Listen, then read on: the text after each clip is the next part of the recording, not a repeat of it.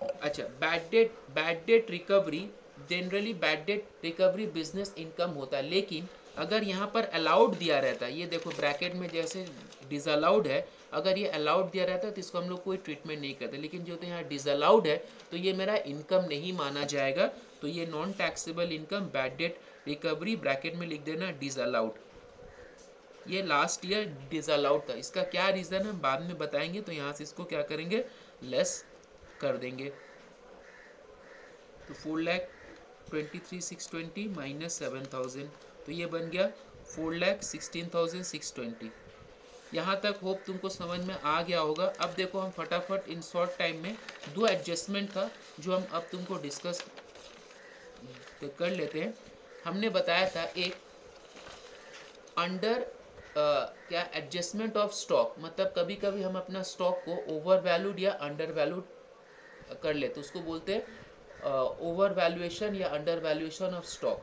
तो देखो क्या बोला है, in arriving at gross profit the opening and closing stock have been valued 72,000 and 90,000 respectively, both are 10% below cost. मतलब जब हमने अपना ग्रॉस प्रॉफिट निकाला था तो मेरा ओपनिंग स्टॉक था 72,000 का और क्लोजिंग स्टॉक था 90,000 का, जो हमने लिया था, ठीक है, कोई प्रॉब्लम नहीं है, लेकिन जब हमने उनको लिया तो 10% बिलो कॉस्ट लिया, मतलब जितना होना चाहिए उससे 10% बिलो लिया।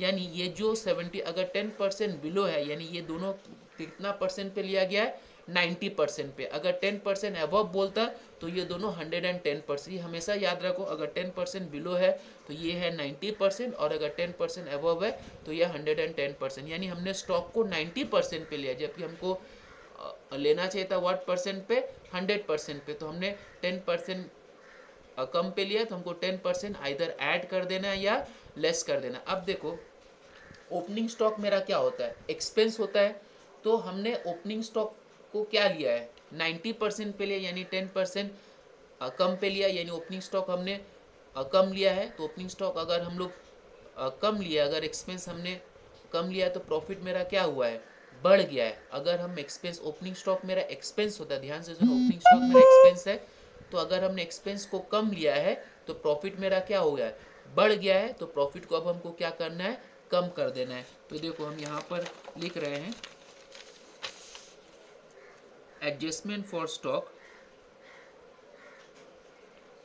एक हेडिंग कर देना एडजस्टमेंट फॉर स्टॉक, उसके अंदर पहला under valuation, under valuation of opening stock. सबको अलग अलग सोचना। हमने ओपनिंग स्टॉक को अंडर वैल्यू किया यानी कम दिखाया है, एक्सपेंस को हमने कम दिखाया है, तो प्रॉफिट को हमने बढ़ा दिया है, तो अब हमको प्रॉफिट को क्या करना है, कम कर देना है। तो 72,000 था, this is equal to 90% divide by 90, तो 10% कम है तो इंटू 10 कर देंगे, तो ये हो जाएगा 72,000 डिवाइड बाई 90 इंटू 10, यानी कि 8,000 हमको यहाँ से क्या करना है, लेस कर देना है इससे। अब 4,16,620 माइनस 8,000, तो ये हो गया 4,08,620। अच्छा, और हमने क्लोजिंग स्टॉक को भी कम लिया है, तो क्लोजिंग स्टॉक, ओपनिंग स्टॉक को कम लिया है यानी एक्सपेंस कम लिया है, तो प्रॉफिट मेरा बढ़ गया है। और क्लोजिंग स्टॉक मेरा क्या है, इनकम है, तो इनकम को अगर हमने कम लिया है तो प्रॉफिट मेरा क्या हुआ है, कम गया, बिकॉज इनकम का प्रॉफिट के साथ सेम रिलेशन होता है। अगर इनकम मेरा कम जाता है तो प्रॉफिट भी कम जाता है, इनकम मेरा बढ़ जाता है तो प्रॉफिट भी बढ़ जाता है। लेकिन एक्सपेंस का इन्वर्स रिलेशन, एक्सपेंस अगर मेरा कमता है तो प्रॉफिट बढ़ता है, एक्सपेंस अगर बढ़ता है तो प्रॉफिट मेरा कम जाता है। तो हमने इनकम कम लिया है तो प्रॉफिट भी कम लिया है, तो अब हमको अपना प्रॉफिट को बढ़ा लेना है। तो सेकेंड क्या हो जाएगा, सेम होगा, under valuation of closing stock, लेकिन ये ऐड होगा, ये ऐड होगा। तो मेरा क्लोजिंग स्टॉक का अंडर वैल्यूड हाउ मच दिया हुआ है, 90,000 है, 90,000 है मेरा, कितना परसेंट, 90%, तो 10% ही ऐड या लेस जो भी होगा 10% होगा, तो ये कितना हो जाएगा, 10,000। तो 10,000 इसमें ऐड कर देंगे, 4,18,620। अच्छा, अब हम लास्ट एडजस्टमेंट तुमको फटाफट 1 मिनट में समझा देते। होप ये सिर्फ स्टॉक वाला अगर डाउट हो तो हम बाद में फिर नेक्स्ट जब वीडियो बनाएंगे तो क्लियर कर देंगे। अब लास्ट एडजस्टमेंट जो था तुम लोग एक बड़ा सम, इसी में पूरा सिलेबस सम जो हो जाएगा कवर, इसी टाइप का सम एक आएगा, तो आगे इससे ज़्यादा नहीं होता। लास्ट एडजस्टमेंट जो दिया हुआ है, क्या बोला था, during the year mister Bajaj take goods worth ₹10,000। देखो जब ओनर अपने लिए गुड्स लेता है तो इनकम टैक्स बोलता है ठीक है वो कोई प्रॉब्लम नहीं ले, लेकिन उसको गुड्स को किस प्राइस पे लेना चाहिए, कॉस्ट प्राइस पे। तो उसका कॉस्ट प्राइस था कितना, 10,000।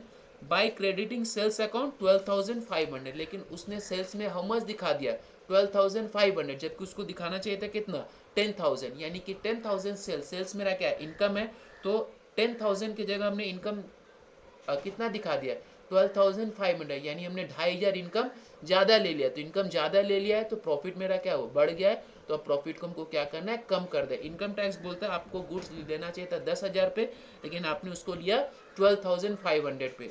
अच्छा, market price of such goods is 15,000, उसका मार्केट प्राइस कितना था, 15,000। तो मार्केट प्राइस अभी फिलहाल कोई हमको मतलब नहीं है, उसका कॉस्ट प्राइस था 10,000, लेकिन उसने लिया कितना पे, 12,500, यानी कि उसने अपने पीएल को 2,500 से ज़्यादा कर दिया है। तो 2,500 पीएल को हम क्या करेंगे, कम कर देंगे। तो यहाँ पर हम लोग एक हेडिंग में डाल देंगे,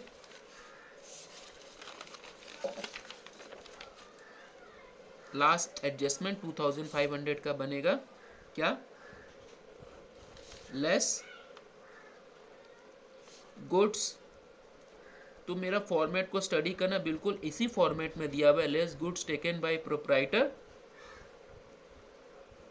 एट हायर प्राइस। उसने हायर प्राइस पे लिया, हाउ मच लिया है, 10,000 पे लेना चाहिए था, लेकिन 12,500, साइन इज नॉट फैक्टर, तो 2,500 ज़्यादा लिया है, प्रॉफिट इनकम बढ़ा दिया है, तो प्रॉफिट को बढ़ा दिया। अब हमको प्रॉफिट को क्या करना है, कम कर देना है, 2,500 से कम कर देंगे। तो यहाँ जो मेरा टोटल था 4,18,620 लास्ट पेज का, उसको हम 2,500 से कम कर दे रहे हैं।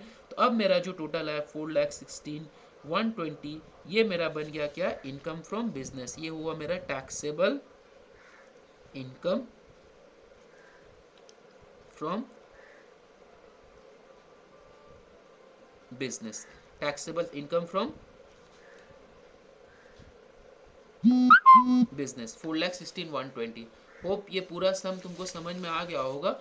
अब तुम इसको देखो अच्छा से, लास्ट जो क्लास में दिए तो उसको भी एक बार समझो, तो तुमको शायद थोड़ा क्लियर हो जाए। जो भी डाउट हो फ़ोन करके पूछ लेना, ठीक है, चलो बाय।